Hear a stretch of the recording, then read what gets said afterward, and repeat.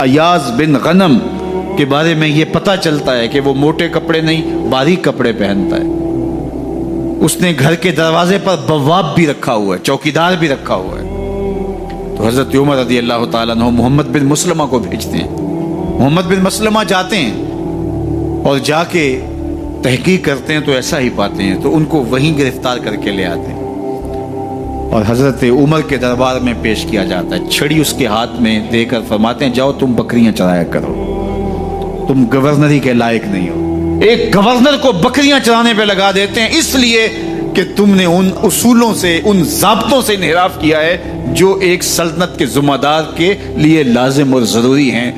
دور موجود کے حکمرانوں کو, چاہے وہ عرب کے حکمران ہوں چاہے وہ عجم کے حکمران ہوں, اگر وہ اسلام کا نام لیتے ہیں تو انہیں اپنے اعمال کا جائزہ لینا ہوگا کہ ہم کھڑے کہاں ہیں. ایک دن حضرت عمر بیٹھ کے رو رہے تھے تو کسی نے کہا حضرت رو کیوں رہے ہیں؟ فرمایا کہ میں اس لیے رو رہا ہوں کہ فلاں پل سے بکریاں گزری ہیں, تو پل کے اندر شکستگی تھی, ٹوٹا ہوا تھا پل درمیان میں کچھ, اس میں ایک بکری کی ٹانگ ٹوٹ گئی ہے. تو میں ڈرتا ہوں کہ میرا رب یہ نہ پوچھے کہ عمر تو نے پل صحیح تعمیر نہیں کروائے تھے کہ ایک بکری کی ٹانگ کیوں ٹوٹی ہے. یہ ہیں حضرت عمر رضی اللہ تعالی عنہ. اللہ اکبر. تو اللہ تعالیٰ جل شانہ نے حضرت سیدنا عمر بن خطاب رضی اللہ تعالیٰ عنہ سے جو کام لیا, مختصر دور خلافت کے اندر 10 سال 6 ماہ 4 دن آپ نے خلافت فرمائی ہے, لیکن کہاں سے چلے اور یہاں مکران تک, بلوچستان کا حصہ ہے, یہاں تک آپ کے سلطنت کی حدود وسیع, ادھر آرمینیا تک جا پہنچے, حمص فتح کیا, قادسیہ, یرموک. آپ ذرا دیکھیے کہ کہاں تک آپ کی فوجوں کے گھوڑے دوڑتے رہے, اور اللہ تعالیٰ جل شانہ نے ان کو جو توانائی, عدل و انصاف کی قوت عطا فرمائی. اللہ اکبر. جب زمین پہ عدل کیا ہو تو زمین بھی حکم مانتی ہے, اور حضرت عمر وہ تھے جن کا حکم ہوائیں بھی مانتی تھی, زمین بھی مانتی تھی, جن کا حکم جو ہے وہ آگ بھی تسلیم کرتی تھی اور دریا بھی ان کا حکم مانا کرتے تھے. مصر کے اندر یہ رسمیں بس جاری تھی کہ سال کے بعد ایک دو شیزہ کو زیورات پہنا کے اچھے لباس میں ملبوس کر کے دریا کی بھیڑ چڑھایا جاتا, اس کی قربانی دی جاتی, اس کا خون بہتا تو دریا چلتا. جب مسلمانوں نے مصر فتح کیا تو گورنر نے لکھا کہ اسلام تو اس طرح کی رسوم کی اجازت نہیں دیتا, لیکن خشک سالی ہے, لوگوں کی فصلیں ویران پڑی ہے, تو حضرت کیا کیا جائے؟ تو حضرت عمر رضی اللہ تعالیٰ عنہ کاغذ کے ٹکڑے پہ لکھتے ہیں بسم اللہ الرحمن الرحیم. مصر کے نیل کی جانب عمر کا خط لکھتے ہیں, اے نیل اگر تو اللہ کے حکم سے چلا کرتا ہے تو چل, ورنہ ہمیں تیرے چلنے کی کوئی حاجت نہیں ہے. اور قاصد کو کہا یہ خط لے جاؤ اور جا کے دریائے نیل میں پھینک دو. قاصد جا کے خط دریائے نیل میں پھینک دیتا ہے, پانی آتا ہے, ایسا دریائے نیل چلا 14 صدیاں ہوئی ہیں آج تک کبھی بند ہی نہیں ہوا. دریا حکم مانتے, آگ نکلتی ہے. لوگ حضرت عمر رضی اللہ تعالی عنہ کے پاس آئے, حضرت لاوا پھوٹا ہے, آگ نکل رہی ہے اور مدینے کی طرف بڑھ رہی ہے, اب کیا کیا جائے؟ فائر بریگیڈ تو زمانے میں تھی نہیں. عمر نے اپنی قمیض اتاری, جس قمیض پہ 17 پیوند لگے ہوئے تھے چمڑے کے, کہا یہ قمیض لے جاؤ, جدھر آگ بڑھ رہی ہے آگے ڈھالنا, آگ پیچھے بھاگ جائے گی. زلزلہ آتا ہے تو زمین پہ دھرا مارتے ہیں, زمین رک جا, کیا عمر نے تیری چھاتی پہ عدل نہیں کیا ہے؟ تو یہ عمر ہیں رضی اللہ تعالی عنہ کہ جن کے انصاف کی وجہ سے, جن کے عدل کی وجہ سے اللہ تعالیٰ کی رحمات اور اس کی برکات کا نزول ہوتا تھا, اور اللہ تعالیٰ نے مسلمانوں کو وہ آبرو مند حکومت دی. کائنات کی تاریخ کے اندر ایسی حکومت آپ نے نہیں دیکھی ہوگی جو حضرت عمر نے حکومت کی ہے. اللہ اکبر. فرمایا فرات کے کنارے پہ ایک کتا بھی پیاسا مر گیا تو اس کا حساب بھی عمر سے ہوگا. باہر سے سفیر آتا ہے اور آ کے پوچھتا ہے کہ میں امیر المومنین کے, مسلمانوں کے حکمران کے محل میں جانا ہے, تو وہ مسکرا کے کہتے ہیں ہمارے امیر کا تو کوئی محل نہیں ہے. کہا کہاں ہے تمہارا امیر؟ کہا مسجد نبوی میں ہوگا یا بیت المال کے اونٹوں کی دیکھ بھال میں لگا ہوگا. وہ جب گئے تو مسجد میں نہیں ہے, اللہ اکبر. وہاں گئے تو وہاں بھی نہیں ہے. پھر کیا دیکھتے ہیں کہ عمر رضی اللہ تعالی عنہ جنت البقیع کے پاس ایک درخت کے نیچے اینٹ کا سرانہ رکھ کے سوئے ہوئے. تو اس نے کہا عمر تو نے عدل کیا ہے, تجھے کچی اینٹ پہ بھی نیند آ گئی. ہمارے حکمرانوں نے انصاف نہیں کیا اور وہ بند اور محفوظ کمروں کے اندر بھی سکون اور چین کی نیند نہیں سو سکتے. حضرت سیدنا عمر رضی اللہ تعالیٰ عنہ نے اس طرح ان امور سلطنت نبھائے. آپ دن کو لوگوں کی دیکھ بھالی کرتے, لوگوں کی ضروریات سنتے سمجھتے, اور جب رات پڑتی لوگ سو جاتے عمر مدینے کی گلیوں میں پہرا دیتے. کائنات نے کوئی ایسا بھی حکمران دیکھا ہوگا؟ اللہ اکبر. وہ مجاہد جو مختلف محاذات پہ گئے ہوئے ہوتے ان کے گھروں کی دیکھ بھالی کرتے, ان کی ضروریات کا خیال رکھتے, ان کی آبرو کا پہرا دیتے. راتوں کی تنہائیوں کے اندر حضرت عمر اٹھتے اور جا کے گشت کرتے, چکر لگاتے, دیکھتے کوئی آنکھ پر نم نہ ہو, مفلسی کا کسی گھر میں ماتم نہ ہو. حضرت عمر رضی اللہ تعالیٰ عنہ جب ایمان لائے تو آپ نے ایک ایک کافر کے گھر کے دروازے پہ کھڑے ہو کے کہا کہ تم کمزوروں کو مارتے تھے, میں تمہیں بتانے آیا ہوں میں محمد عربی کا نوکر بن گیا ہوں. بلکہ آپ نے اعلان کیا جس نے اپنی بیوی کو, بیوہ اور بچوں کو یتیم کروانا ہو اور اپنے ماں باپ کی کمر کو جھکانا ہو وہ عمر کے مقابلے میں آئے. اللہ اکبر. زنیرہ نامی ایک خاتون تھی, بہت کمزور. راوی کہتا ہے کہ اس کی ہڈیوں میں گودا نہیں تھا, عشق رسول تھا, اور اس کا ظالم آقا اس کو مارتا ہے, اور جب مار مار کے تھک جاتا ہے ادھر سے عمر آ رہے ہیں. یہ اسلام لانے کے پہلے کی کہانی ہے. ادھر سے عمر آ رہے ہیں تو اس نے کہا عمر تم جوان آدمی ہو تو یہ چھوڑتی نہیں ہے اپنے نبی کا نام, ذرا تم آؤ. تو عمر کوڑا پکڑ لیتے ہیں, اسے مارتے ہیں. مارتے مارتے تھک جاتے ہیں تو پانی پینے لگتے ہیں. تو کہتے ہیں مجھے تیرے پہ ترس نہیں آیا لیکن میں ذرا پانی پینے لگا ہوں. اور پھر گلے کے اندر ڈال کر کے کوڑا اور اس کی رسی کو بل دیتے ہیں اور اس کی آنکھیں باہر نکل آتی ہیں, اور کہتے ہیں بلا اپنے نبی کو جو تیری آنکھوں کی بینائی واپس کرے. اللہ اکبر. تو اس نے آسمان کی طرف منہ کر کے کہا مالک میں کبھی بھی آنکھوں کی بینائی نہ مانگتی لیکن اب تیرے نبی کی عزت کا سوال ہے. آنکھوں کی بینائی واپس ہو جاتی ہے. زنیرہ کو بڑا مارا.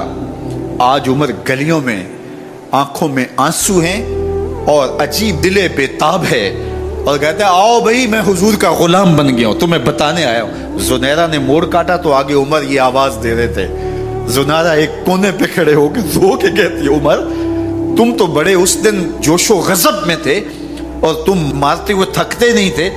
تو عمر نے کہا زنیرہ اس دن میں نے دیکھا نہیں تھا, اب میں محمد عربی کو دیکھ آیا ہوں. جنہ ویکھیا نہیں ہو کرن گلاں, جنہ ویکھیا نہیں ہو کرن گلاں, جنہ ویکھیا ہو تے بول دے نہیں, جڑے محرم راز حقیقت دے اور راز حقیقت کھول دے نہیں. تو حضرت عمر رضی اللہ تعالیٰ عنہ ایمان لائے. حضرت عبداللہ ابن مسعود رضی اللہ تعالیٰ عنہ فرماتے ہیں کہ حضرت عمر کا ایمان لانا مسلمانوں کے لیے عزت کا سبب تھا. ان کا ہجرت کرنا مسلمانوں کی نصرت تھی اور ان کی خلافت مسلمانوں کے لیے رحمت تھی. حضرت عمر رضی اللہ تعالیٰ عنہ وہ ہیں کہ میرے حضور نے فرمایا لوگوں جب نیک لوگوں کا ذکر کرو تو میرے عمر کا تذکرہ ضرور کیا کرو. میرا عمر وہ ہے کہ جب وہ ایک سمت سے آ رہا ہو, ایک گلی اور بازار سے آ رہا ہو تو شیطان بھی آ رہا ہو, عمر کو دیکھ کے راستہ تبدیل کر لیتا ہے. حضرت عمر رضی اللہ تعالی عنہ کی طبیعت کے اندر جو جاہ و جلال تھا, طبیعت کے اندر جو سختی تھی, وہ اسلام کے اندر آ کر بھی قائم رہی. اور آپ نے وہی سختی, وہی جاہ و جلال جو پہلے مسلمانوں کے خلاف تھا, اب کفار کے خلاف, منافقین کے خلاف حضرت عمر کی طبیعت کے اندر وہ جوش و خروش بدستور موجود رہا.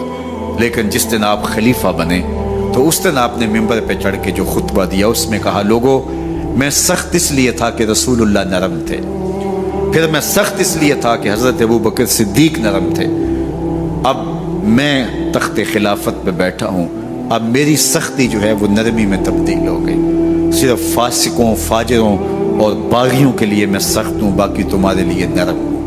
سب سے کم جو تنخواہ بیت المال سے اگر کسی وجود نے لی ہے تو وہ حضرت عمر رضی اللہ تعالیٰ عنہ نے لی. صرف 2 جوڑے لیتے تھے سال میں, اور راوی کہتا ہے کہ میں نے دیکھا ہے کہ اس میں بھی 17 پیوند لگے ہوتے تھے.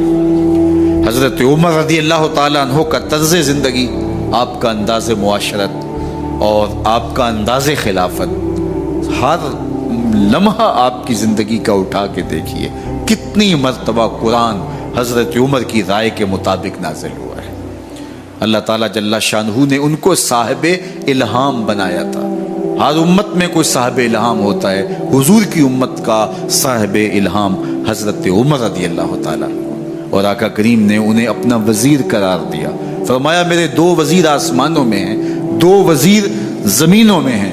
آسمانوں کے وزیر جبرائیل اور میکائیل ہیں، اور زمین کے وزیر ابو بکر اور عمر ہیں رضی اللہ تعالی عنہما۔ حضرت عمر رضی اللہ تعالی عنہ جا رہے تھے نا، رات کو پہرے پہ کھڑے تھے، تو ایک گھر سے ایک خاتون اپنی بیٹی کو کہہ رہی تھی دودھ میں پانی ڈال لو، تو بیٹی بولی امیر المومنین نے منع کیا ہے۔ تو کہا امیر المومنین کب دیکھ رہے ہیں؟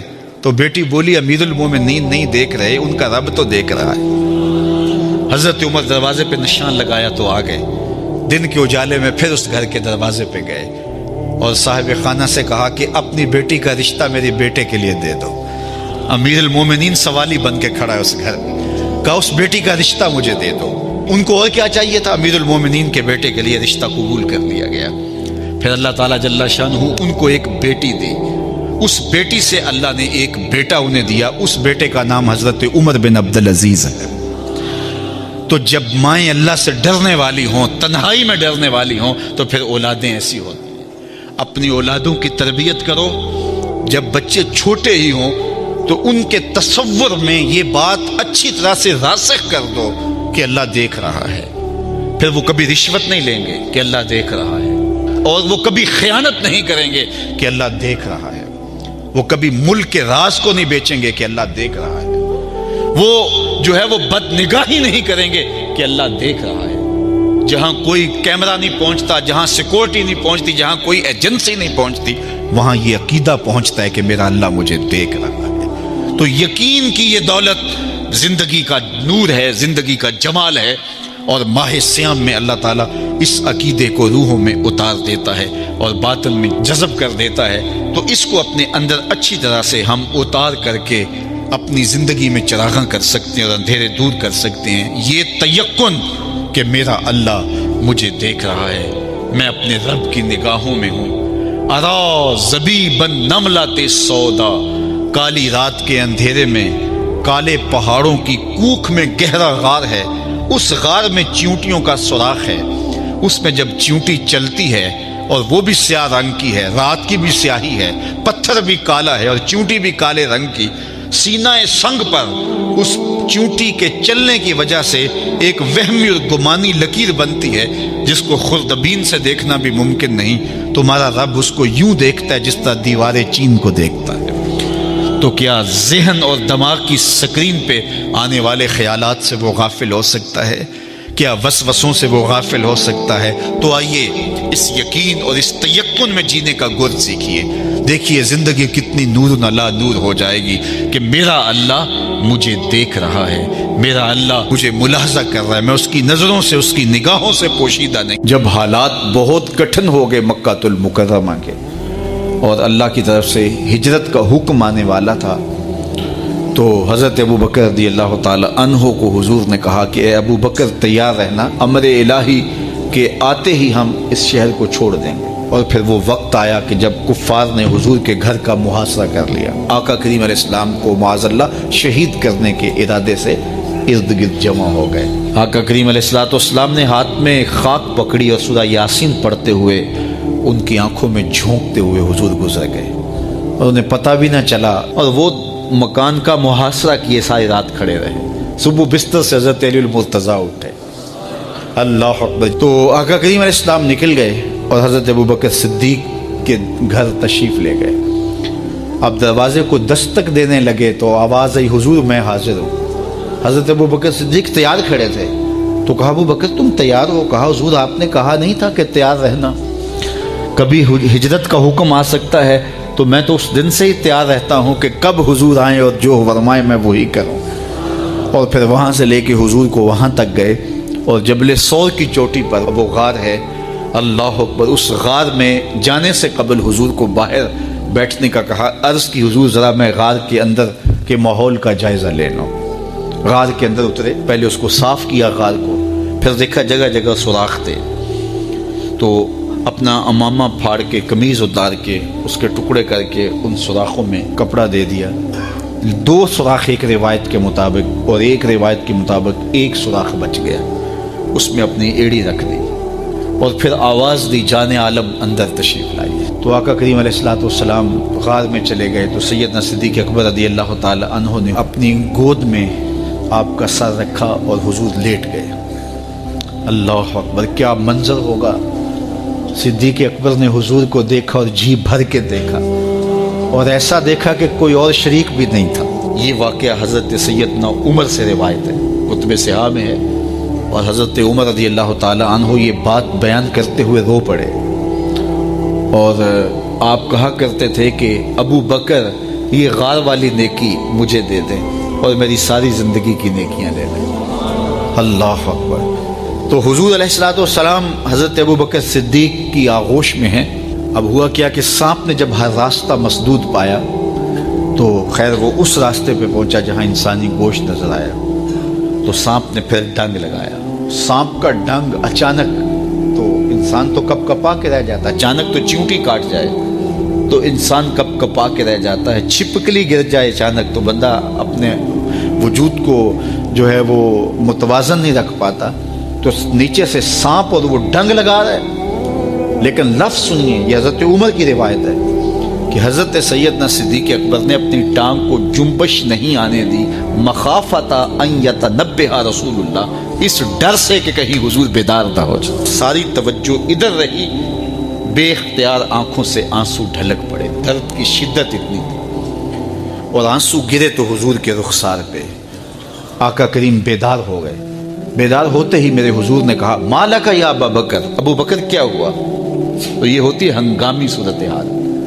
ہنگامی صورتحال میں کسی کو پکاریں یا کسی کو کوئی جواب دیں تو مروجہ آداب کی رعایت کے ساتھ جو لفظ بولے جاتے ہیں وہ ترک کرنے پڑتے ہیں۔ اس مائک میں کرنٹ تھا تو میں قریب ہونے لگا تو آپ نے مجھے متنبہ کرنا تھا، تو میرے ساتھ آپ بہت پیار کرتے ہیں، بہت محبت کرتے ہیں، تو آپ نے اگر مجھے یہ بتانا ہو کہ اس میں کرنٹ ہے اور اگر آپ نے منہ قریب کر لیا تو آپ کو نقصان پہنچ سکتا ہے، تو میرے نام کے ساتھ 20 القاب لیں گے آپ؟ نہیں لیں گے۔ آپ جلدی جلدی جو ہے وہ مجھے کہیں گے جناب یہاں کرنٹ ہے، تو میں یہیں سے رک جاؤں گا۔ یہ تو ہے کہ آپ میرے لیے کر رہے ہیں، اور اپنے لیے کسی کو پکاریں تو پھر بھی یہی بات ہے۔ اللہ اکبر۔ اب حضور نے جب کہا نا ما لک یا ابا بکر، ابو بکر کیا ہوا، تو اب ہنگامی صورتحال تھی نا، تو فوراً کہتے لدغت، ڈسا گیا مجھے سانپ نے ڈس لیا، فوراً یہ کہتے نا۔ لیکن حضرت ابو بکر تیری محبت پہ قربان، کائنات میں آپ نے ایسا عاشق نہیں دیکھا ہوگا، سانپ ڈنگ پہ ڈنگ لگا رہا ہے اور ٹانگ شل ہو گئی ہے، زہر سرایت کر گیا ہے۔ حضرت ابو بکر نے جواب دیا لدغت فداک امی و ابی یا رسول اللہ، حضور میری ماں بھی آپ کے قدموں پہ قربان، میرا باپ بھی آپ کی راہوں پہ نچھاور، مجھے سانپ نے ڈس لیا ہے۔ تو اس مشکل وقت کے اندر بھی ادب کا کرینہ نہیں چھوڑ۔ حضرت معاذ بن جبل رضی اللہ تعالی عنہ حضور کے روضہ انور کے پاس بیٹھ کے رو رہے تھے اور زاروں کے تار رو رہے تھے۔ حضرت عمر رضی اللہ تعالی عنہ گزرے تو رک گئے، کہا معاذ کیا ماجرا ہے؟ تو حضرت معاذ بن جبل نے کہا کہ اس مبارک روضے کے مکین کا ایک فرمان یاد آیا جس نے مجھے رلا دیا۔ کہا وہ کیا فرمان تھا؟ کہا میرے حضور نے ارشاد فرمایا تھا کہ تھوڑی سی ریا بھی شرک ہے، بہت زیادہ ریا تو دور کی بات ہے، تھوڑی سی ریا بھی شرک ہے۔ تو اللہ کی بارگاہ میں دعا کرتے ہیں اللہ ہمیں ریا سے ہمیشہ محفوظ فرمانا۔ اس کی چالیں بہت باریک ہیں، تو اپنے آپ کو ہمیشہ ریا سے بچائیں اور ایک دوسرے کے لیے بھی یہ دعا کریں، چونکہ ریا عمل برباد کر دیتی ہے، اور کسی بھی عمل کو، کسی بھی گناہ کو شرک نہیں کہا گیا سوائے ریا کے، ریا کو شرک اصغر کہا گیا۔ حضرت ابو ہریرہ رضی اللہ تعالیٰ عنہ فرماتے ہیں کہ حضور علیہ السلام نے ارشاد فرمایا جب الحزن سے اللہ کی پناہ مانگو۔ عرض کی یا رسول اللہ صلی اللہ علیہ وسلم جب الحزن کیا ہے؟ کہا یہ جہنم میں ایک وادی ہے اور یہ وادی اتنی خطرناک ہے کہ خود جہنم ایک دن میں 400 مرتبہ اس سے پناہ مانگتی ہے۔ صحابہ نے حضور سے عرض کی، اے اللہ کے محبوب صلی اللہ علیہ وسلم، وَمَن يَدْخُلْهَا، اس میں داخل کون ہوگا؟ تو حضور نے ارشاد فرمایا، وہ قاری، وہ علماء جو اپنے اعمال لوگوں کے دکھلاوے کے لیے کرتے ہیں، اس میں وہ ڈالے جائیں گے، وہ پھینکے جائیں گے۔ یعنی یہ اتنی دردناک وادی ہے کہ اس سے ایک دن میں 400 مرتبہ خود جہنم بھی پناہ مانگے۔ چونکہ یہ دکھاوے کا جو معاملہ ہے یہ بڑا ہی نازک سا ہے، یہ بڑا ہی حساس ہے۔ کالی چادر پر کالے رنگ کی چیونٹی کالی رات میں چلے تو اس کو کون دیکھ پائے گا؟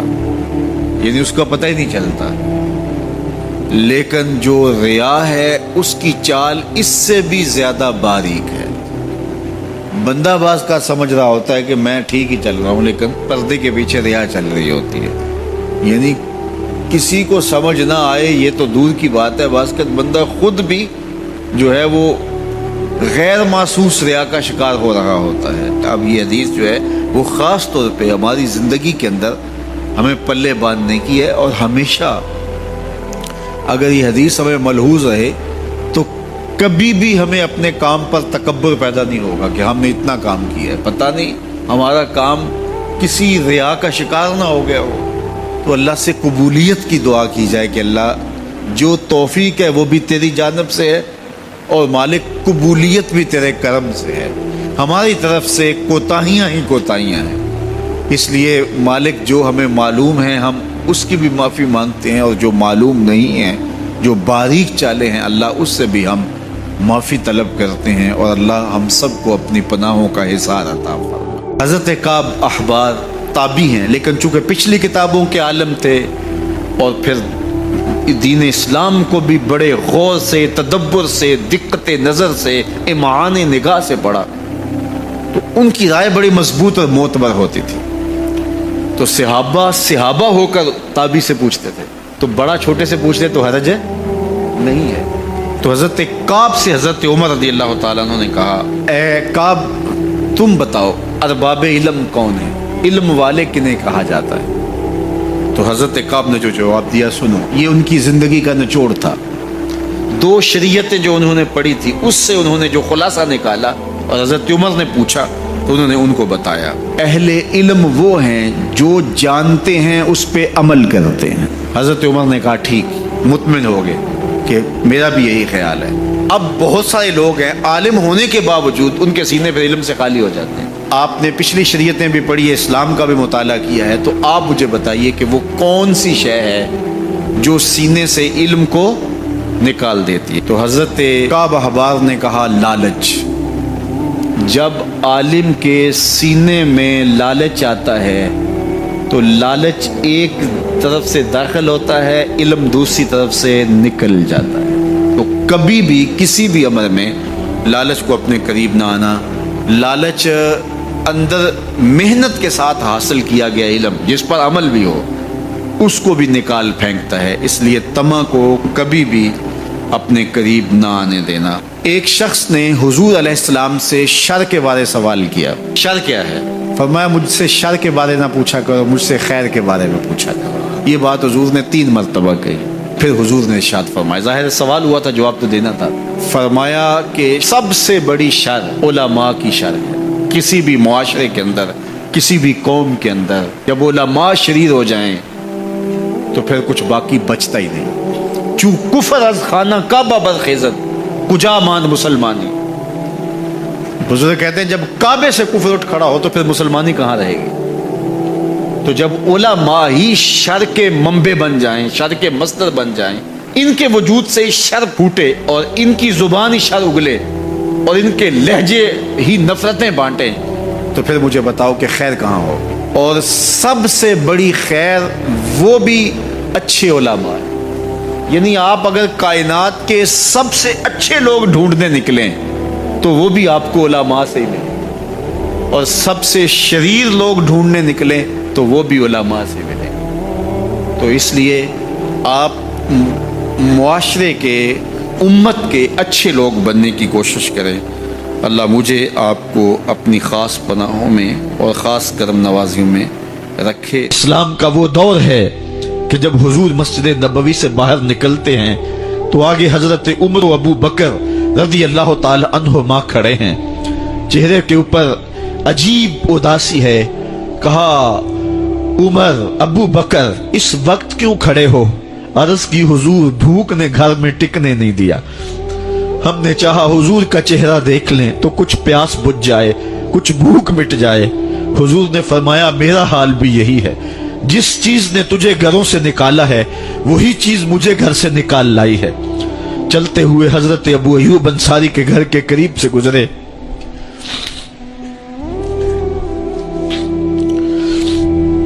حضور کی خوشبو پا کے وہ باہر آ گئے۔ عرض کی بندہ نواز آج میرے مہمان نہیں بنتے؟ حضور نے کہا تمہاری مرضی۔ گھر لے گئے، چٹائی بچھائی، حضور کو بٹھایا، گھر والوں کو بکری کا بچہ ذبح کر کے دیا، کہا جلدی جلدی کھانا تیار کرو، میرے آقا کو بھوک لگی ہوگی۔ یہ کہہ کے واپس آئے، حضور کے پاس بیٹھے، نظر چہرے پہ پڑی تو گھبرا گئے۔ نکاحت کے آثار اتنے واضح تھے کہ سمجھ آ رہی تھی کتنے دنوں سے حضور نے کچھ نہیں کھایا۔ اٹھ کے باغ میں چلے گئے، کھجوروں کا خوشہ توڑا، حضور کے سامنے رکھا، کہا بندہ نواز جب تک کھانا تیار نہیں ہوتا یہ کھجوریں تناول فرمائیں۔ تھوڑی دیر کے بعد کھانا دسترخوان پہ لگ گیا، حضور سے عرض کی گئی حضور آئیں کھانا تناول کر لیں۔ دسترخوان پر تشریف فرما ہو کر کے حضور نے ایک روٹی لی اور چند بوٹیاں اٹھائیں اور ایک خادم کو بلا کر کے کہا جاؤ ہمارے گھر دے آؤ، میری بیٹی فاطمہ کتنے دنوں سے بھوکی۔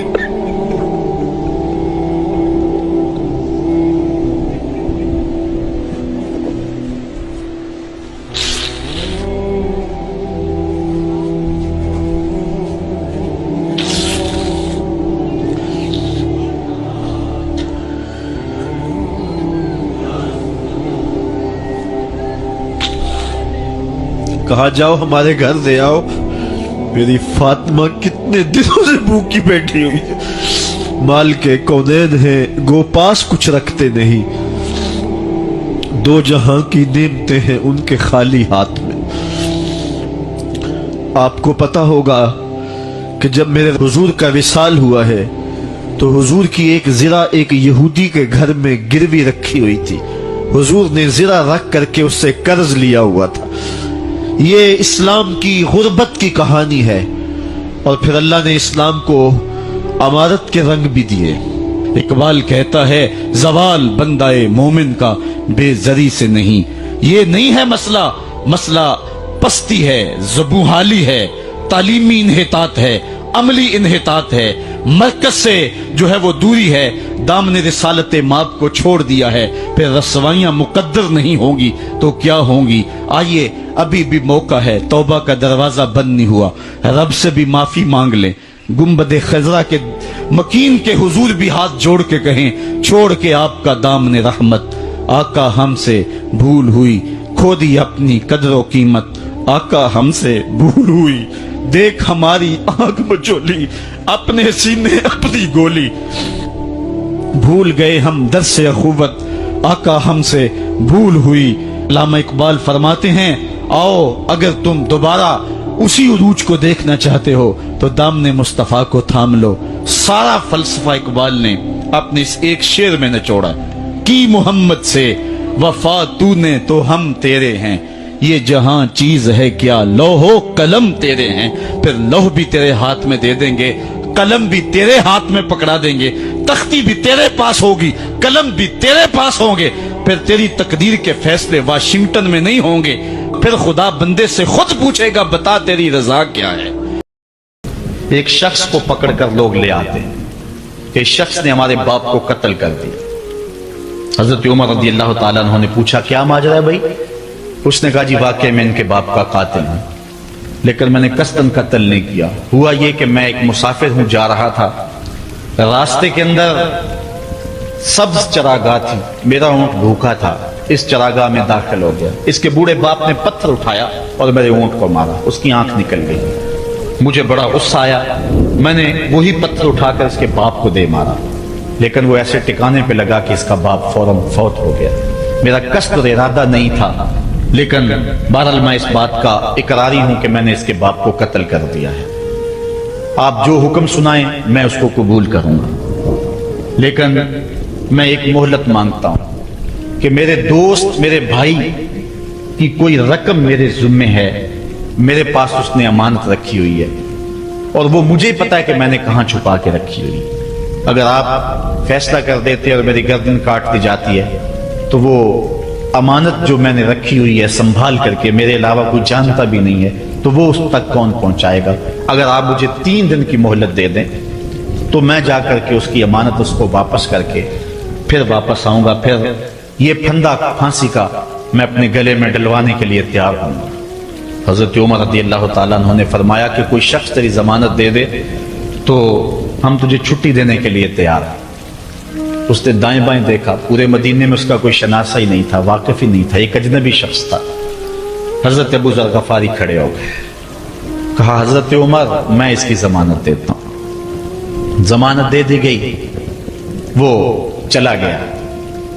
تیسرے دن وعدے کا جو وقت تھا، لوگ جمع ہو گئے، دربار لگ گئے، ابھی تک آنے والا نہیں آیا۔ لوگوں نے کہا ابو ذر تو نے غلطی کی ہے، ایک اجنبی کی ضمانت دی اور ابھی تک وہ نہیں آیا، اور میاں صاحب فرماتے ہیں ایک بار جو پھائیں اڑ جاندے ہو پھر کدی نہ پھنس دینے۔ ظاہر ہے وہ چلا گیا، واپس تو نہیں پلٹ کے آئے گا، اسے پتا ہے کہ آگے سیدھی سیدھی میری موت ہے، تو تم نے یہ کیا غلطی کی؟ خیر آپ نے فرمایا کہ اگر وہ نہ آیا تو یہ پھانسی کا پھندا میرے گلے میں ڈال لینا، لیکن بہرحال میں نے اس کی ضمانت دی۔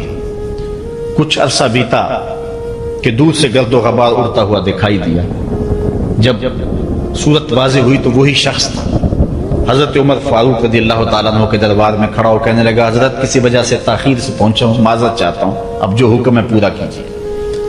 حضرت عمر رضی اللہ تعالیٰ عنہ اس کے پھانسی کے احکامات جاری کر چکے تھے۔ آپ نے فرمایا کہ ابو ذر یہ بتا کہ تو نے اس کی ضمانت کیسے دی جب تو اسے جانتا نہیں تھا؟ تو سنو حضرت ابو ذر غفاری نے کیا کہا۔ کہا ایک اجنبی میرے محمد کے مدینے میں پناہ مانگ رہا تھا اور اس نے چاروں سمت دیکھا اور کوئی شخص نہیں تھا جو اس کو امان دیتا اور اس کی ضمانت دیتا، تو میں نے اس لیے ضمانت دے دی کہ نہ بھی آیا تو اپنی جان چلی جائے گی، کل کو یہ تو نہیں کہے گا کہ محمد کے مدینے میں کسی نے ضمانت مانگی تھی، پورے شہر میں کوئی ضمانت دینے والا نہیں تھا۔ اس کو کہا کہ انہوں نے تو ضمانت دے دی، میاں اب تو بتا کہ تو چلا گیا تھا، تجھے جانتا کوئی نہیں تھا، نہ پلٹ کے آتا تو تجھے کوئی پوچھنے والا نہیں تھا، تو نے یہ دوبارہ موت کے منہ میں کیوں اپنا سر رکھا ہے؟ تو اس نے کہا کہ میں نے کہا کہ ایک اجنبی کی ضمانت ایسے شخص نے دی ہے جو مجھے جانتا بھی نہیں ہے، اور اگر میں نہ گیا تو لوگ قیامت تک اجنبیوں پر بھروسہ نہیں کریں گے کہ اجنبی یوں سلوک کیا کرتے ہیں۔ تو حضرت عمر رضی اللہ تعالیٰ عنہ اس کے پھانسی کے احکام جاری کیے، تو جن کے باپ کو قتل کیا تھا وہ بیٹے کھڑے ہو گئے، کہنے لگے تاریخ کی کالک ہم اپنے منہ پہ ملیں گے، ہم بھی اپنے باپ کے قاتل کو معاف کر دیتے ہیں۔ یہ ہماری تاریخ ہے، یہ ہماری کہانی ہے، لیکن آج ہم کس جگہ پہ کھڑے ہیں اور کیا ہماری صورتحال ہے؟ نہ ہمارا کردار رہا اور نہ ہمارا کوئی تشخص رہا۔ آج ہم نے اپنا تشخص بھی مٹا کے رکھ دیا۔ ایک عورت ہے مسجد نبوی میں نماز پڑھنے جاتی ہے، یہ حضرت عمر کے دور خلافت کی کہانی ہے۔ تو ایک نوجوان راستہ روک کے کھڑا ہو جاتا ہے۔ ایک دن اس عورت نے رک کر کے کہا کہ میں کتنے دنوں سے دیکھ رہی ہوں کہ تم میرے راستے میں مزاحم ہوتے ہو، کیا ماجرا ہے؟ اس نے کھل کے بات کی کہ میں تیرا چاہنے والا ہوں اور تجھے حاصل کرنا میری زندگی کی معراج ہے، اور تیرے لیے آسمان سے تارے بھی توڑنے پڑے تو گریز نہیں کروں گا۔ اس نے کہا اچھا میری ایک شرط ہے۔ اس نے کہا بتاؤ، جلدی بتاؤ، لب کھولو، میں ابھی پوری کر دوں گا۔ کہا نہیں، چھوٹی سی بات ہے، 40 دن تک حضرت عمر کے پیچھے نمازیں پڑھ لو، اس کے بعد 40ویں دن کی آخری نماز کے بعد اسی وقت میں تمہارا انتظار کروں گی، پھر جدھر کہو گے چل پڑیں گے۔ کہا ٹھیک، یہ کون سی مشکل بات ہوئی 40 دن نمازیں پڑھنے سے، اگر تو مل جائے تو میرے لیے کون سا یہ مشکل معاملہ ہے۔ 40 دن حضرت عمر کے پیچھے نمازیں چلتی رہی، دل کی دنیا تبدیل ہوتی رہی۔ 40ویں دن کی آخری نماز کے بعد جب وہ نوجوان واپس پلٹنے لگا تو وہ لڑکی حسب وعدہ وہاں کھڑی تھی، لیکن اس نے دیکھا نہیں، یہ نظر جھکا کے گزر رہا ہے۔ اس نے کہا جانے والے توجہ کر، میں تیرے لیے کھڑی ہوں۔ کہا خیر سے کھڑی رہو۔ عمر نے دل کا تعلق رب سے جوڑ دیا۔ اگر میرے پیچھے ایک بندہ 40 سال نماز پڑھتا رہے اور اس میں تبدیلی پیدا نہ ہو تو پھر مجھے شرم آنی چاہیے کہ نہیں آنی چاہیے؟ یار یہ تو میں ایک امام کی بات سنائی ہے، آؤ تمہیں دلی کے ایک مانگت کی کہانی سناؤ۔ دلی کی جامع مسجد کی سیڑھیوں پہ ایک مانگنے والا بیٹھا ہوا ہے۔ ایک بہت بڑا انگریز افسر مسجد کی وزٹ کے لیے آیا، اس نے ہاتھ پھیلا دیا، اس نے اپنی جیب سے پرس نکال کر کے چند روپے اس کی جیب میں رکھے، دوبارہ جب پرس ڈالنے لگا تو پرس گر گیا۔ اس مانگنے والے نے وہ پرس اٹھا کے سنبھال لیا۔ خیر کچھ وقت گزرا، 1 سال کے بعد دوبارہ وہی افسر اس مسجد کی زیارت کے لیے، مسجد کو دیکھنے کے لیے، سیر کے لیے دوبارہ آیا تو فقیر نے پہچان لیا کہ یہ وہی ہے۔ اس نے کہا بابو جان ذرا 2 لمحوں کے لیے رکنا۔ کہا کیا ماجرا ہے؟ کہا بس 2 لمحوں کے لیے۔ دوڑ کے گیا، اپنی کٹیا سے وہ پرس نکال کے لے آیا اور اس کے ہاتھ میں کہا کہ پچھلے سال آپ آئے تھے، آپ کا یہ پرس گر گیا تھا آپ کی جیب سے، میں ڈھونڈتا رہا لیکن آپ نہیں مل پائے، میں نے سنبھال کے رکھا تھا کہ شاید دوبارہ کبھی ملیں تو میں ان کو دے دوں گا۔ اس کی آنکھیں پھٹی کی پھٹی رہ گئی۔ اس نے کہا جو ٹگا ٹگا مانگ رہا ہے، اتنا قیمتی پرس اور اس میں اتنی رقم، وہ آسودہ زندگی گزار سکتا تھا تو یہ پرس واپس کیوں کر رہا ہے؟ اس نے کہا مانگنے کی بات اور ہے لیکن یہاں ماجرا اور ہے۔ اس نے کہا کیا ماجرا ہے؟ اس نے کہا کہ اگر تیرا پرس میں سنبھال لیتا، رکھ لیتا، کام آ جاتا، 4 دن کی زندگی عیش سے گزر جاتی، لیکن مسئلہ یہ نہیں ہے، مسئلہ یہ ہے تو عیسائی ہے اور میں حضور کا غلام ہوں۔ کل قیامت کے دن اگر تیرے نبی حضرت عیسیٰ نے میرے نبی کے سامنے شکایت لگا دی کہ آپ کے امتی نے میرے امتی کا پرس چرایا تھا، تو پھر میرے نبی کو تیرے نبی کے سامنے شرمندگی اٹھانی پڑے گی۔ تو میں مانگت ضرور ہوں، بے غیرت نہیں ہوں کہ اپنے نبی کو تیرے نبی کے سامنے شرمندہ کروں۔ یہ تو مانگتوں کی کہانی ہے، آج تو بادشاہ لوٹ رہے ہیں، آج تو پیٹ بھر ہی نہیں رہے ہیں اور ہم کہتے ہیں ٹکڑے ٹکڑے کر دیں گے، یہ زبانی دعوے ہیں، جمع خرچ ہیں۔ ایسا نہیں ہوگا، آؤ اپنے اندر تبدیلی پیدا کریں۔ ہم اپنی ماضی کی تاریخ پڑھتے ہیں تو حیرت زدہ ہو جاتے ہیں، لوگوں میں کتنی اخلاقی بلندی تھی، آج ہمارے اخلاق لٹ گئے، آج ہمارا کردار نہیں رہا، اپنے طرز زندگی بھی بدل دی، نہ ہماری باطن کی وہ روشنی رہی، نہ ظاہری وہ صورتیں رہی کہ ہم پہچانے جائیں کہ حضور کے غلام ہیں، بلکہ آج بھانت بھانت کی بولیاں بول رہے ہیں۔ اقبال نے کیا کہا تھا؟ اپنی ملت پر کیا سکوا میں مغرب سے نہ کر، خاص ہے ترکیب میں تجھے قوم رسول ہاشمی۔ بلکہ آج فیشن کے طور پہ یہ کہا جاتا ہے جی آج کل دین پہ چلنا بڑا مشکل ہے، یہ آپ بھی سنتے ہوں گے، لوگ کہتے ہیں جی آج کل دین پہ چلنا بڑا مشکل ہے۔ یہ کون کہہ رہا ہے؟ جو مسجد میں آتا ہے تو موسم کے مطابق گرم اور سرد پانی دستیاب ہے، اس کے لیے ماحول ہے، اس کے لیے خوبصورت قالین بچھے ہوئے ہیں، مخملی مصلے رکھے ہوئے ہیں، جو نرم اور گداز مصلوں پہ پیشانی رکھ کر کے سجدہ کرتا ہے، وہ بطور فیشن کہہ رہا ہے جی آج کل دین پہ چلنا بڑا مشکل ہے۔ میں اس کے جواب میں کہا کرتا ہوں میاں تیرے لیے مشکل ہے یا کربلا والے حسین کے لیے مشکل تھا؟ انہوں نے تو نہیں کہا کہ دین پہ چلنا مشکل ہے، تیرے لیے مشکل ہے دین پہ چلنا یا حضرت بلال حبشی کے لیے مشکل تھا جنہوں نے تپتی ہوئی ریت پہ سجدے کیے، گلے میں رسا ڈال کر کے گھسیٹا گیا اور انہیں پاؤں میں زنجیریں ڈال کر کے مکے میں کھینچا گیا، ہاتھوں اور پاؤں میں میخیں ٹھونک دی گئی، چکی پسرائی گئی، لیکن بلال ہیں کہ آگے مسکرا رہے ہیں۔ کسی نے گزرتے ہوئے کہا بلال عجیب تماشا ہے، عجیب کہانی ہے کہ وہ تمہیں مار رہے ہیں اور تم آگے سے مسکرا رہے ہو۔ تو سنو حضرت بلال نے کیا جواب دیا۔ حضرت بلال فرمانے لگے میاں تم جاؤ نا بازار میں مٹی کا برتن بھی خریدنے تو اس کو بھی ٹھونک بجا کے دیکھتے ہو کہیں کچا تو نہیں ہے، اس کی آواز تو خراب نہیں ہے. کہا تم تو مٹی کا پیالہ بھی خریدو تو ٹھونک بجا کے دیکھتے ہو کہیں کچا تو نہیں ہے. میرا مالک مجھے خرید رہا ہے, دیکھ رہا ہے بلال کہیں کچا تو نہیں ہے. میں کہتا ہوں مالک کھال ادڑ بھی جائے گی, حق حق کی آوازیں ختم نہیں ہوں گی. زخم پہ زخم کھا کے جی خون جگر کے گھونٹ پی, آہ نہ کر لبوں کو سی یہ عشق ہے دل لگی نہیں.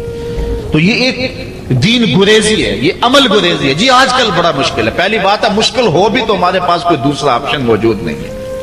ہم ان لوگوں کی کہانیاں بھول سکتے ہیں کہ جنہوں نے اس دین کے راستے کے اندر دکھ بھی سہے, ان کو ٹکڑے بھی کر دیا گیا, ان کو 2 اونٹوں کی پچھلی ٹانگوں سے باندھ کر کے 2 ٹکڑوں میں بانٹ بھی دیا گیا, لوہے کی کنگھیوں سے بدن چھیدے بھی گئے, ہڈیاں توڑی بھی گئیں, آگ میں ڈالا بھی گیا, جلتے اور کھولتے تیل میں پھینکا گیا, لیکن انہوں نے رب کا نام نہیں چھوڑا, رسول کا نعرہ نہیں چھوڑا. اور آج ہم کہتے ہیں جی بڑا مشکل ہے آج کل دین پہ چلنا, اور یہ مولویوں نے مشکل بنائی ہوئی ہے. یار دین اتنا بھی مشکل نہیں ہے, یہ کوئی بات نہیں ہے. ہم سر سے لے کر پاؤں تک اسلام میں داخل ہوں, یہ ہمارے رب کا ہم سے یہ تقاضا ہے. یا ایھا الذین آمنوا ادخلوا فی السلم کافہ, اے ایمان والو دین میں پورے پورے داخل ہو جاؤ, پورے پورے داخل ہو جاؤ. تمہاری وضاحت, انداز زندگی, طرز معاشرت یہ بتائے کہ تم حضور کے غلام ہو. جو غیروں کے طرز زندگی کو اپنا رہا ہے اور ان کو جو ہے وہ پسند کر رہا ہے, وہ سوچے اپنے اندر اترے اور مت کسی کے دھوکے میں رہے. میں کہتا ہوں آج اگر کوئی یہ میٹرک پڑھے لڑکے بھی یہ سکول کھول لیتے ہیں گلی میں, محلے میں 200 بچے لے کر کے بیٹھ جاتے ہیں اور ان کو بھی ایک باقاعدہ یونیفارم دیتے ہیں. اس طرح کی ٹائی ہوگی, اس طرح کی شرٹ ہوگی, اس طرح کے بوٹ ہوں گے, گرمیوں میں اس طرح کا لباس ہوگا, سردیوں میں اس طرح کا لباس ہوگا. کبھی کسی نے نہیں کہا کہ یہ کیا قدغن لگاتے ہو؟ جس طرح کا بچہ لباس پہننا چاہے اس کو آزادی ہونی چاہیے, یہ کیا تم نے ایک خاص لباس متعین کر دی ہے؟ کہتے نہیں ان کا نظام ہے نا, ایک سکول ہے اور یونیفارم ہے اس کا. یار ایک پرائمری سکول کا بھی یونیفارم ہوتا ہے, تو کیا محمد عربی کے دین کا کوئی یونیفارم نہیں ہے؟ حضور علیہ الصلوۃ والسلام کی زندگی, حضور علیہ الصلوۃ والسلام کے شب و روز اور حضور علیہ الصلوۃ والسلام کا انداز معاشرت, حضور کی وضاحت, حضور کا لباس, یہ اپناؤ اور یہی زندگی کا حسن ہے. اسلام کے حوالے سے معذرت خواہانہ رویہ ترک کر دینا چاہیے ہمیں. اور آج ہمارے جو ہے وہ محراب و منبر کے جو وارثین ہیں انہوں نے بھی مسالت کر لی ہوئی ہے. جو کوئی بات نہیں ہے, اسلام صرف زبان سے اسلام کہہ دینے کا نام نہیں ہے. چمی گوہم مسلمانم بلرزم کہ دانم مشکلات لا الہ. جب میں کہتا ہوں میں مسلمان ہوں تو کانپ جاتا ہوں, اس لیے کہ لا الہ الا اللہ کے تقاضوں کو سمجھتا ہوں. جب بیعت عقبہ ثانیہ ہوئی ہے تو حضرت اسد بن زرارہ کھڑے ہو گئے. جب صحابہ حضور سے بیعت کرنے لگے اور 70 تعداد تھی ان کی, تو حضرت اسد بن زرارہ خزرجی کھڑے ہو گئے اور ان کو کہا کہ اے انصار, ان سے بیعت کرنے سے قبل سوچ لو, یوں ہی بے توجہی میں ہاتھ نہ بڑھا دینا, بے خبری میں یوں ہی ایسے ہی ہاتھ نہ بڑھا دینا, پہلے سوچ لو. بیعت کرنے کا مقصد یہ ہے تمہیں جو ہے وہ وقت کے جبر کے ساتھ پورے عرب کے ساتھ ٹکر لینا ہوگی. جو بھی کفر کے نظام کا حصہ ہے تم اس کے ساتھ ٹکراؤ کرنا ہوگا, اور حتیٰ کہ تمہاری کھال بھی ادھیڑ دی جائے گی, سخت تلواروں سے تمہارے کلیجے چبائے جائیں گے. اگر تم اس کے لیے تیار ہو تو پھر آؤ بیعت کرو. یہ نہیں ہے کہ بس تم کہہ لو کہ ہم مسلمان اور بس کافی ہے. نہیں, چمی گوئے مسلمانم بلرزم کہ دانم مشکلات لا الہ. آج ہمیں اس سمت بھی آنے کی ضرورت ہے, اس انداز سے دیکھنے کی ضرورت ہے کہ ہم سر سے لے کر پاؤں تک اسلام کے سانچے میں آئے. ہمارے اصلاح کے حوالے سے ایک اہم پوائنٹ جس پر میں آپ کی توجہ دلانا چاہتا ہوں وہ یہ ہے کہ فرائض و واجبات کو ترجیحی بنیادوں پہ رکھیں. آج بطور مسلم ہمارا جو رویہ ہو چکا ہے, ہم مستحبات اور مباحات کے پیچھے پڑے ہوئے ہیں, اور اس کے مقابلے میں جو سنن, فرائض اور واجبات ہیں ان کی پرواہ چھوڑ چکے ہوئے ہیں. دین میں کتنے امور ہیں جو صرف مباح کی حد تک ہیں, کر لو تو ٹھیک, نہ کرو تو پھر بھی ٹھیک, اور کتنے امور ایسے ہیں کہ جو صرف استحباب کے زمرے میں آتے ہیں. لیکن ہم کتنی چیزوں کو اس انداز سے گلے لگائے ہوئے ہیں کہ جس طرح فرض ہو, اور اسلام کے اہم فرائض اور اسلام کی اہم واجبات ان کو ہم ترک کیے ہوئے. ساری رات ہم محفل میں جاگ لیں گے, فجر کی نماز نہیں پڑھیں گے تو کیا فائدہ ہوگا. ہم حضور علیہ الصلوۃ والسلام کے میلاد پہ جھنڈیاں بھی لگا لیں گے, سب کچھ کر لیں گے, لیکن حضور علیہ الصلوۃ والسلام کی سنت سیرت کو ترک کر دیں گے, تو بتاؤ کہ اس سے کیا حضور کی رضا میں حاصل ہو جائے گی؟ ہاں, اگر فرائض کی ادائیگی کے بعد ان کاموں کو کرو تو یہ تمہارے لیے بہتری کا سامان ہے. آؤ اس پر ایک دو روایات آپ کے سامنے رکھوں. ایک طرف حضور علیہ الصلوۃ والسلام سے محض محبت کا دعویٰ ہے, اور ایک حضور علیہ الصلوۃ والسلام کے دیے ہوئے دین کو اور حضور علیہ الصلوۃ والسلام کے پیغام کو اپنانا ہے. بلکہ ایک طرف اپنی طرف سے اظہار محبت اور وہ سچائی ہو، اور دوسری طرف حضور کا حکم ہو تو حکم ترجیح پا جائے گا۔ حضرت عبداللہ ابن رواحہ رضی اللہ تعالی عنہ یہ حضور علیہ الصلوۃ والسلام کے درباری شاعر ہیں۔ ویسے تو 34 سے 35 لوگ حضور علیہ الصلوۃ والسلام کی باقاعدہ نعت خوانی کرتے تھے، ویسے تو ہر صحابہ حضور کا نعت خواں تھا، لیکن یہ باقاعدہ حضور کی ثنا کیا کرتے تھے۔ لیکن 3 اصحاب جو ہیں یہ خاص طور پہ حضور علیہ الصلوۃ والسلام کے درباری نعت خواں کہلاتے ہیں، حضرت کعب بن زہیر، حضرت حسان بن ثابت اور حضرت عبداللہ ابن رواحہ رضی اللہ تعالی عنہ۔ حضرت عبداللہ ابن رواحہ کو حضور نے حکم دیا کہ صبح فجر کی نماز کے بعد ہی تم لوگوں کو لے کر کے فلاں جنگ کے لیے نکل جانا۔ اب یہ بات سمجھ میں یہاں آ رہی ہے کہ حضور علیہ الصلوۃ والسلام کے نعت خواں صرف نعت خواں ہی نہیں تھے، وہ مجاہد بھی تھے، وہ تلوار بھی اٹھاتے تھے، وہ جنگیں بھی کیا کرتے تھے۔ اور حضرت عبداللہ ابن رواحہ جن کا یہ میں تذکرہ کر رہا ہوں، یہ جنگ موتا کے اندر ان کی شہادت ہوئی ہے۔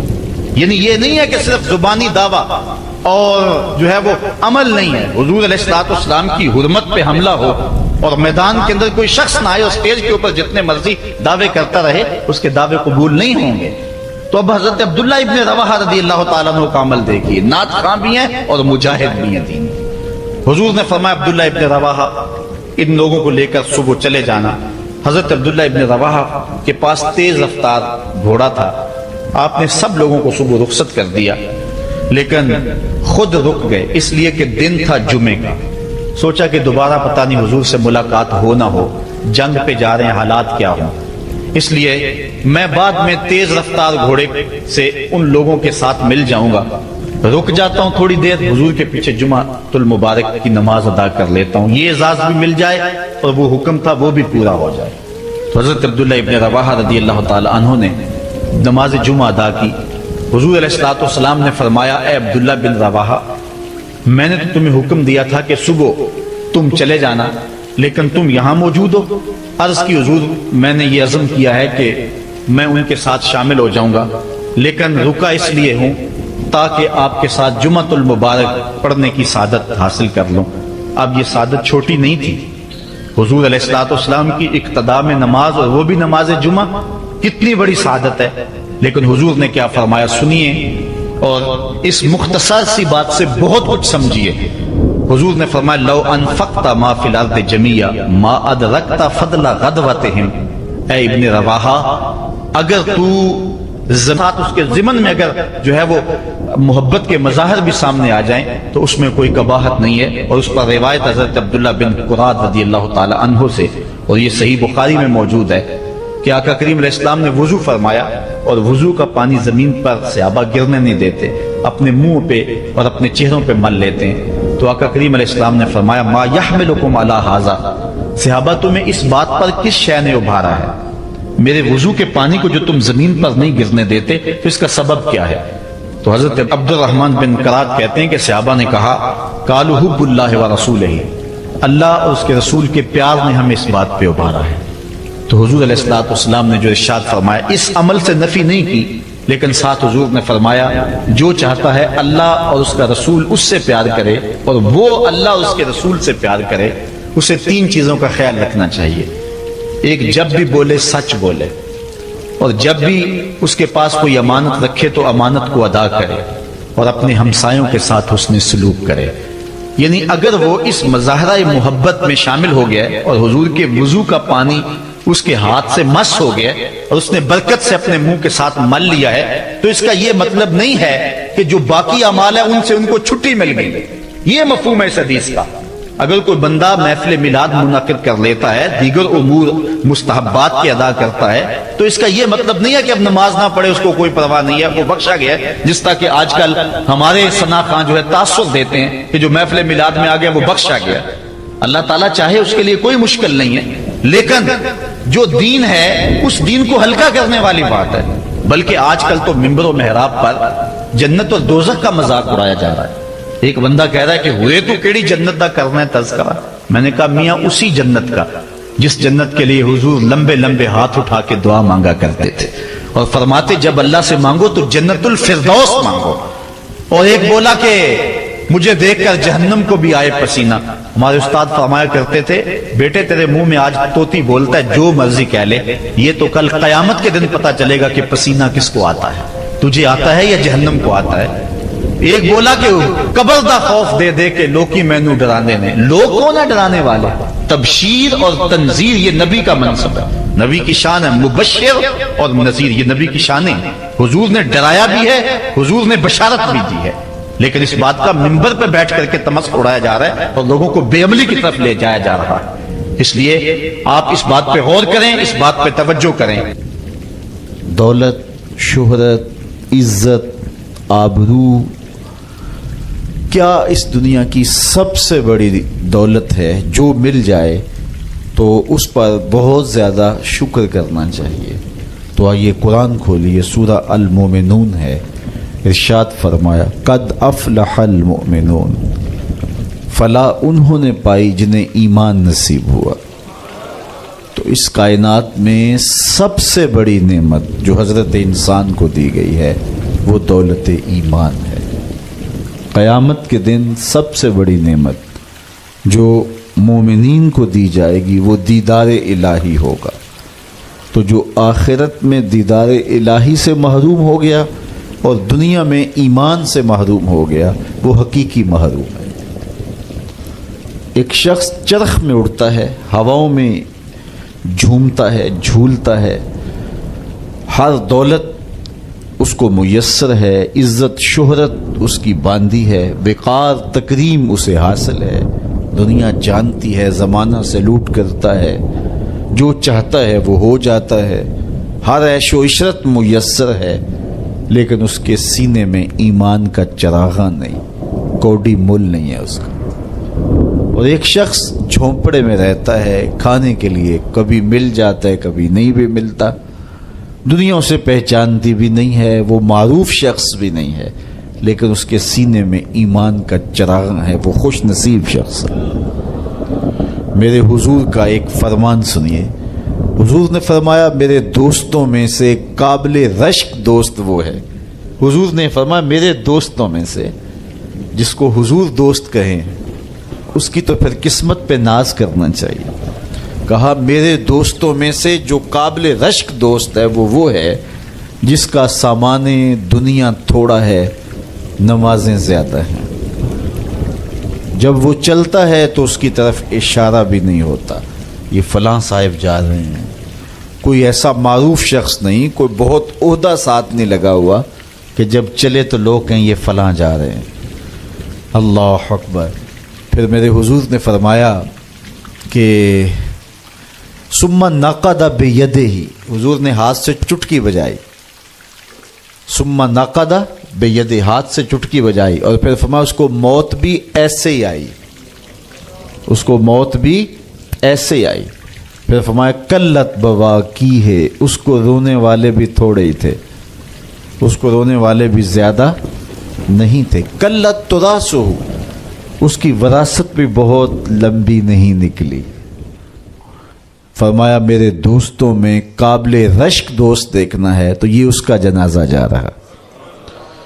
تو ہماری سب سے بڑی دولت ایمان کی دولت ہے، نمازوں کی دولت ہے، شرافت کی دولت ہے، یہ دولتیں ہمیں جمع کرنی چاہیے۔ سویر سے لے کر شام تک دونوں ہاتھوں سے ہم امیر بننے کی دوڑ میں لگے ہوئے ہیں، کوشش کر رہے ہیں دولت جمع ہو جائے، دونوں ہاتھوں سے اکٹھی کر رہے ہیں، امیر بن جائیں، دولت مند بن جائیں۔ خیال ہے کہ اگر دولت بہت ساری ہوگی تو سکون ملے گا، جب مل جاتی ہے دولت تو پھر سکون نہیں ملتا، کہتے کچھ اور حاصل ہو تو سکون ملے گا، ساری زندگی اس دوڑ میں گزر جاتی۔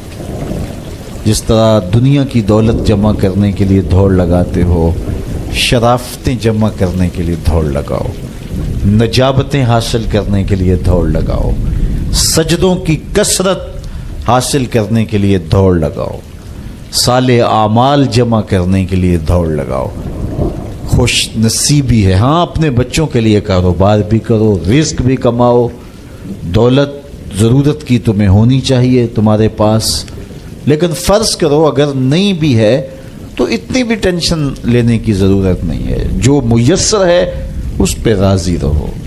نہیں 4 کنال کا بنگلہ تو 1 کنال کا گھر جو ہے وہ بھی سکون دیتا ہے. کنال کا گھر بھی نہیں ہے تو 5 مرلے کا کٹیا بھی تو چھت تو اپنی ہے نا, سکون دیتا ہے. چلو ایسا بھی نہیں ہے تو 1.5-2 مرلے میں بھی رہتے ہو تو وہاں بھی تو قرار ہے. اور سنو حضور کا ایک فرمان, سیدنا علی المرتضیٰ سے مروی ہے, میرے حضور نے فرمایا جو اللہ کے دیے گئے تھوڑے رزق پہ راضی ہو گیا, اللہ قیامت کے دن اس کے تھوڑے عملوں پہ راضی ہو جائے گا کہ میرے بندے تو بندہ ہو کے راضی ہے, میں تو پھر رب ہوں. تو یہ کتنا اچھا سودا ہے, اس پہ راضی ہو جانا. دکھوں کو ختم یہی چیز کرتی ہے. بندہ رب پہ راضی ہونا سیکھ لے تو جہاں بندہ ہوگا وہیں خوش ہوگا, اور راضی ہونا نہیں سیکھے گا تو کھرب پتی بھی ہوگا, نفس کی کمینگی ختم نہیں ہوگی. تو پھر اس پہ راضی رہنے کا فن سیکھنا چاہیے. اور یہ فن ملتا کہاں سے ہے؟ یہ فقیروں کی چوکھٹ سے ملتا ہے, اللہ والوں کی صحبت سے ملتا ہے. ان کی اپنی زندگی توکل کا نمونہ ہوتی ہے تو ان کے پاس بیٹھ کر کے بہت کچھ سیکھنے کو ملتا ہے کہ یہ بھی تو زندگی گزار رہے ہیں. حضور کی سیرت پڑھیں, آپ کو یہ سب کچھ ملے گا. اللہ نے اپنے محبوب کو اختیار دیا, محبوب اگر چاہو تو یہ بطحا مکہ سونے اور چاندی کا بنا دیں. تو حضور کیا کہتے ہیں, ایک دن کھانا دینا, ایک دن فاقہ دینا. جس دن کھانا ملے گا تیرا شکر کروں گا, جس دن فاقہ ملے گا صبر کروں گا. تو اللہ کے حضور عجز, اللہ کے حضور رضا, یہ بہت بڑی دولت ہے. اگر نصیب ہو گئی تو سمجھو زندگی سوکھی ہو گئی, ورنہ ساری زندگی دھوڑی ختم نہیں ہوتی ہے, بھاگم باغ لگی رہتی ہے. اور ہر وقت جو ہے وہ مشکل جان نہیں چھوڑتی. لیکن جو اس پہ راضی رہنے کا فن سیکھ جاتا ہے تو وہی باکمال شخص ہوتا ہے, اور اسے ہی طمانیت کی زندگی ملتی ہے, اور اسے ہی قرار کا سودا نصیب ہوتا ہے. شاہ جہاں راوی کے کنارے ٹہل رہا تھا تو اس نے دیکھا کہ وہاں ایک فقیر ریت پہ سویا ہے. تو اس نے اس کو کہا کہ بابا زندگی کیسی گزر رہی ہے؟ اس نے دیکھا اور مسکراتے ہوئے کہا کچھ تو تیرے جیسی گزر رہی ہے, کچھ تیرے سے بہتر بھی گزر رہی ہے. تو بادشاہ کو بڑی حیرت ہوئی, اس نے سمجھا یہ مجھے پہچانا نہیں. فقیر کو کیا پتہ شہنشاہ کیا ہوتے ہیں. اس نے کہا تم مجھے پہچانا نہیں؟ کہا تم شاہ جہاں ہو نا, بر صغیر کے بادشاہ ہی ہو نا؟ کہا ہاں ہاں. تو پھر تم نے کیسے کہہ دیا کہ کچھ تیرے جیسی کچھ تیرے سے بہتر؟ میرے جیسی زندگی کا تصور نہیں ہو سکتا, اور تم بہتر کی بات کر رہے ہو. محلات کی زندگی دیکھی ہے تم نے, شاہی خدمت گزاروں کے رنگ دیکھے ہیں, آب نوسی جو ہے وہ پنکھیوں پر خادماؤں کے انداز دیکھے ہیں. تمہیں کیا پتا کہ شاہی زندگی کیسے ہوتی ہے؟ کہا بادشاہ جب رات پڑتی ہے اور تو مخملی اور خوبصورت بستروں پہ سوتا ہے, پھولوں کی لگی ہوئی سیج پہ لیٹتا ہے, میں اس ریت پہ سو جاتا ہوں, اور جب نیند آ جاتی ہے تمہیں بھی خبر نہیں ہوتی کہاں پڑا ہوں, خبر مجھے بھی نہیں ہوتی. اس وقت میری اور تمہاری زندگی ایک جیسی گزر رہی ہوتی ہے. تو کہا میرے سے بہتر؟ کہا جب سحری کا وقت ہوتا ہے تم سو رہے ہوتے ہو, میں اٹھ کے اس سے لو لگا دیتا ہوں, یہ میرا وقت تیرے سے بہتر گزر رہا ہوتا ہے. تو جب انسان اس پہ راضی ہو جائے تو پھر اس کو زندگی گزارنے کا مزہ آتا ہے. بات لمبی نہ ہو تو سب سے قیمتی اثاثہ جو ہمیں دیا گیا ہے وہ ایمان ہے. اللہ تعالیٰ کا شکر ہے, ہم بڑے غریب ہوں گے, ہم میں سے بہت سارے لوگ مقروض بھی ہوں گے, بہت سارے لوگ ایسے ہوں گے جن کا ذاتی گھر نہیں ہوگا, کرائے پہ رہتے ہوں گے, بہت سارے لوگوں کے کندھوں پر بیٹیوں کی شادیوں کا بوجھ بھی پڑا ہوگا کہ اتنی بڑی ذمہ داریاں ہیں, میں نے ان کو نبھانا ہے. بہت سارے لوگ کاروباری پیچیدگیوں میں پھنسے ہوں گے, بہت سارے لوگ بیماریوں میں مبتلا ہوں گے, آپ میں سے بہت سارے لوگ مقدمات کی مشکلات میں بھی ہوں گے, دیگر دکھوں میں ہوں گے, اپنوں بیگانوں کی بے وفائیوں کے صدمے بھی ہوں گے, داغ بھی ہوں گے, بہت کچھ ہوگا. لیکن یہ ساری پریشانیاں ایک طرف, اس بات کا شکر ادا کیجئے اللہ نے ہمیں ایمان کا نور عطا فرمایا. ہمارے سینے ایمان کے نور سے خالی نہیں ہیں. میرے والد گرامی اللہ ان کی قبر پہ کروڑوں رحمتوں کا نزول کرے, ایک شعر جھوم کے پڑھا کرتے تھے, محمد جان جانا ہے پیغمبر ہو تو ایسا ہو. رسولوں کی بشارت سے مبشر ہو تو ایسا ہو، امر توقیر کا سب کو موکر ہو تو ایسا ہو، کیا ہم کو غلام ان کا مقدر ہو تو ایسا ہو۔ تو یہ ہمارے بخت کہ ہمیں حضور کا غلام ہونے کی سعادت بخشی گئی۔ قد افلح المؤمنون، فلاح انہوں نے پائی جو اہل ایمان ہیں۔